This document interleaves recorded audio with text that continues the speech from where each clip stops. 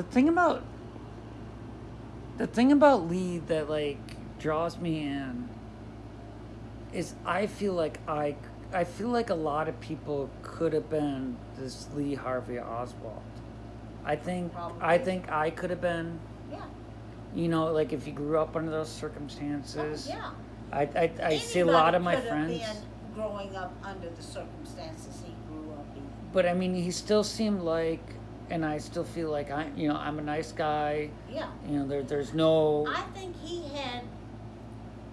was able to self-reflect and realize he did not want his children or any child to grow up not having good memories. Right. And I don't see any aggression in him. Any Russian? Any aggression. Oh, like no, like none. Never. There's no anger in the eyes. There's like No. in his tone and speak, he's able to bring it back whenever he gets like frustrated. Yeah. Well, which is very hard to do. Let me tell you a story about I have a hard time doing Mr. Lee and I'm 40. And my brother. One day, Hal and Mike were in the front yard wrestling. Yeah. Not the best idea between a 10-year-old and a 6. Mike gets hurt, but Mike has a short fuse. He jumps up, tackles Hal. Now they're actually fighting. Being the oldest, it's my job to go out and stop the fight. By the time I get to the front screen door, Mr. Lee has already gotten out there. He has separated them, and he's making them sit on the front stairs on the porch. He sits in between them, and he looks at them and he says, "Boys, I want to tell you something. And I want you to listen to me because it's very important. Your brothers, you gotta care for each other. You gotta love each other. And never do anything that would harm another human being." Unreal. Now that is life advice that a 24-year-old is saying to 2 little boys he's barely known 6 weeks. Yeah. I think it says more about the core of the man than anything else. I think it's remarkable that both you and like Buell, which you probably don't know from Adam, you know, at the time, Yeah. are saying similar things about how he interacted with the children, which correlates to why, you know, like Why a did Ruth they pick Payne would him? allow him into their house and feel comfortable around him, and you know, like. So these stories paint a different picture of what Lee Harvey was. Yeah. And I truly believe that our government has vilified and dishonored him and his family all these years, and his grandchildren on down are going to have to live with history books saying Lee Harvey Oswald assassinated John F. Kennedy. They won't even put in the correct word, Right. alleged. Right. Now, like, could you see? I mean, you're only 11, but did you see? Like, did other people come to the house at all? Oh, the police and the FBI came here that night. Oh yeah, I want to get into that.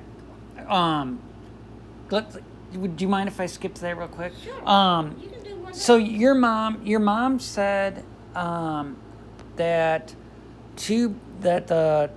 am I right with this? And tell me if I'm wrong. That Lee came home. Uh-huh. You know, obviously no, Okay, that's not a Erling spectator. Roberts. That's Erling Roberts, the housekeeper. Oh. My grandmother was at her cafe at that time. Oh yeah, you said that. I forgot. And Erling, she watched on television Walter Cronkite giving the first bulletin at 12:40. Now, Who's told you that story? Oh, it's on the records. It's on. No, I know it's on the records, but where did you hear any of this? Oh, Did your came- mom sit you down and talk about Oh this? no, she did not talk about it to me. Good for her. But Good for her. my mother and my grandmother She knew better. would talk. Right. And when you're 11-year-old and you're not allowed to go out and play, you learn to be quiet and to listen. So I learned all of my stories from listening to my mother and my grandmother and Earl and Roberts and my grandfather talking about the time that Mr. Lee was here. And you're a responsible older sister too, so that falls in line with what you would expect from an older responsible sister who has That's to take right. care of knucklehead kids, you know. That's right. Right. So Absolutely. you are, you know, like you're kind of like the play with kids too. Did they bring the kids here ever? Oh, Did Oswald's kids ever Oswald's come here? kids? No. At the time, there was not public transportation from Irving to Dallas. Right. Ruth had a car, Right. but for them to come over here, they would have had to load 3 kids in the car, a baby, the paraphernalia, and 2 women to drive over here in 20, 30 minutes and to only stay 30, 45 minutes and Right. then drive back. He went every weekend, so what was the point? See, and that's another part. They said he went every weekend. But this gets away from more of your wheelhouse. They say he went every weekend, but we're only talking about really 6 weeks, right? That's right. So it's like, oh, he went every weekend, but it's like, well, what's every weekend when you're only talking about 6 weeks? You know, what I mean, That's it's right, a very exactly. short period of time. But To say he did it all every like that part, He's a 24-year-old right? with a wife and 2 babies. You have to remember. Well, newborn, Rachel newborn was a baby, newborn. newborn baby. And he called Marina every single night. We heard him speaking Russian Really? Okay. on how, just the tone of his voice. He was asking questions. How's Rachel? How are you doing? Because she was a newborn. Oh, I bet he was so excited. He was a hands-on dad. Yeah. He adored his children. And then, so when he had the, I don't know the chronological order. Did he have the child? So he moved in here, and then he had the baby, right? The baby came like right after he moved, or how did that work? Well, all right. He arrived from New Orleans Right, to Ruth Payne's house. right, in the fall. Yeah, in early October. Okay, Rachel is due in October. right, She shows up towards the end of the month. But while he's at Ruth's, she has already told him, you've got to find a job immediately, and you have to find another place to live, either for the family or for yourself.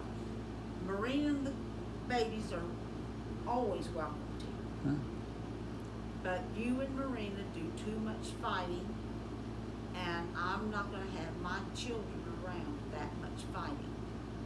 Lee understood that. So she also told her neighbors, he's got to get a job. He's a hard worker. He'll do anything. If you hear of anything, please let me know. right. Well, her friend, Jean May, lived a half block away. Do you know the address of there? Like, I tried to find it. I don't, but the house is still there. Yeah, yeah. And her 19-year-old brother, Buell Frazier, was staying with her. Right. And she asked him, "Are they still hiring down there where you work? And he gave her a typical 19-year-old answer. I don't know, tell him to call. They called. Yes, there were some openings. Lee went down, put his application in, had his interview the same day. You could actually do that in those days. They gave him a job. Did Marguerite ever come here? Because they just had the No. kid. I was kind of wondering, like, if she No, came in right away. actually, this is a sad statement showing how much Lee and Marguerite he did not like his mother. Okay. When Marina told Lee that she was pregnant, he told her point blank, do not call my mother. Oh my She goodness. is not a part of this family.